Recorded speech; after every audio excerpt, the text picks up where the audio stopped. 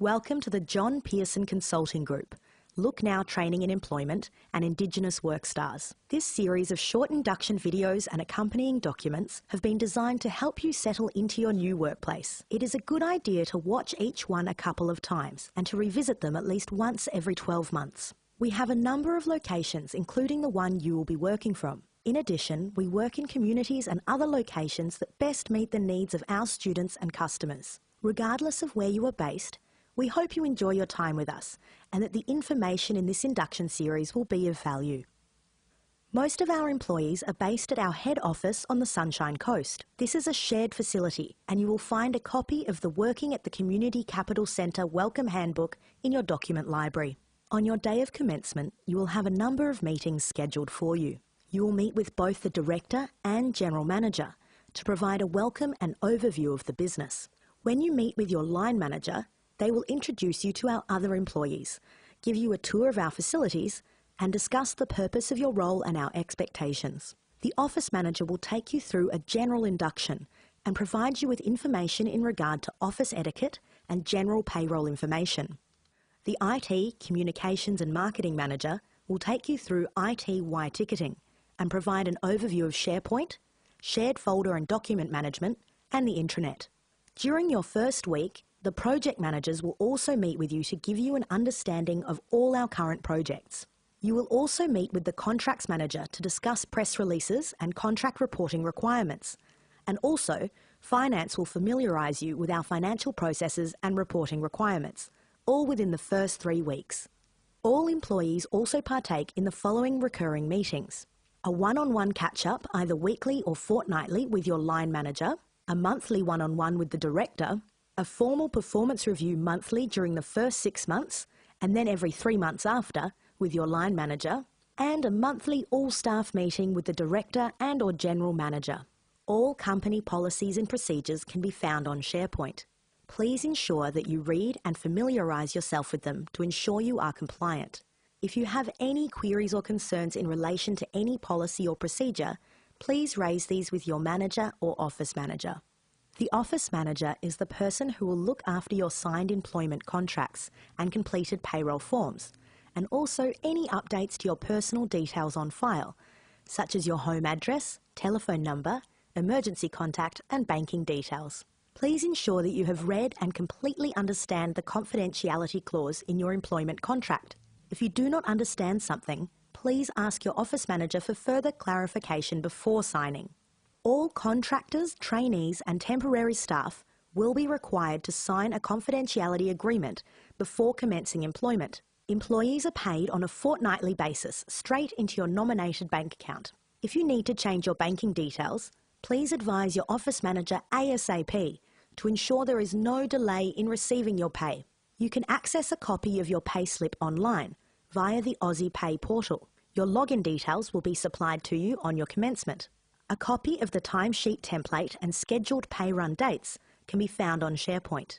Casual employees are required to submit a weekly timesheet signed off by the office manager before 4 p.m. on the Friday before a pay run. Your office manager will help you with any pay queries.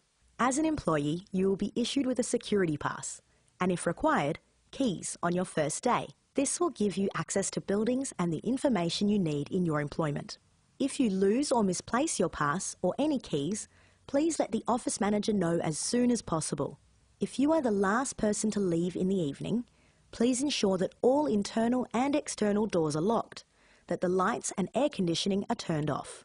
If you are the last person to leave, you will also need to activate the security alarm. This is pretty simple and requires you to swipe your security pass 3 times. A single swipe will deactivate the security system. If you need to access the building on weekends or after 8 p.m. on weekdays, you will need to make arrangements with the office manager. Failure to do so may result in you triggering the alarm system. In the event of an emergency evacuation, you will hear an evacuation alarm.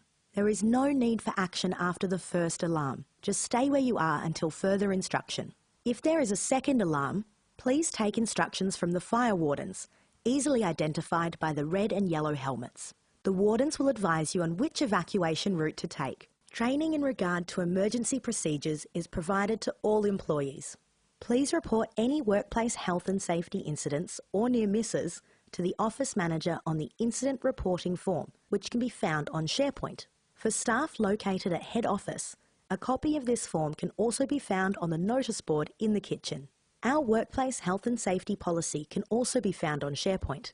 Please take some time to make yourself familiar with this document. Employees are responsible for assets in their possession. It is your responsibility to read the asset management policy located on SharePoint to ensure you have a full understanding of your responsibilities. You will be asked to sign an asset allocation form when issued with an asset, and you are to report any lost, stolen or damaged assets to the office manager ASAP. If any assets are no longer in your possession or change hands, the office manager must receive an asset movement advice form completed and signed by yourself. The office manager must be notified of all new assets purchased. This can be done by completing a new asset form found on SharePoint. If you require the use of any temporary assets, such as cameras and data projectors, they can be booked via your Outlook calendar by sending an invitation to the asset. When collecting the asset from the office manager, you need to sign the asset out.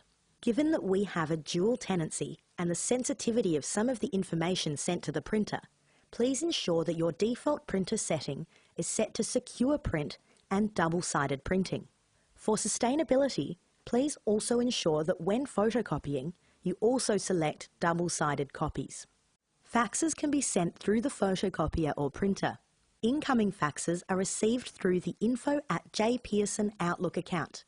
This account is checked regularly throughout the day, and faxes are redirected accordingly. Scanning can be carried out on the photocopier or printer. If you need any assistance in regard to the use of this machine, please ask the office manager. All boardroom bookings are to be made using your Outlook calendar by sending an invitation to the boardroom. This will avoid any double bookings. All meeting room bookings made through Outlook will override non-booked meetings. So please avoid the hassle and annoyance of having to move halfway through your meeting and make the formal booking. No bookings are required for the small meeting rooms. Please ensure that all rooms are left clean and tidy.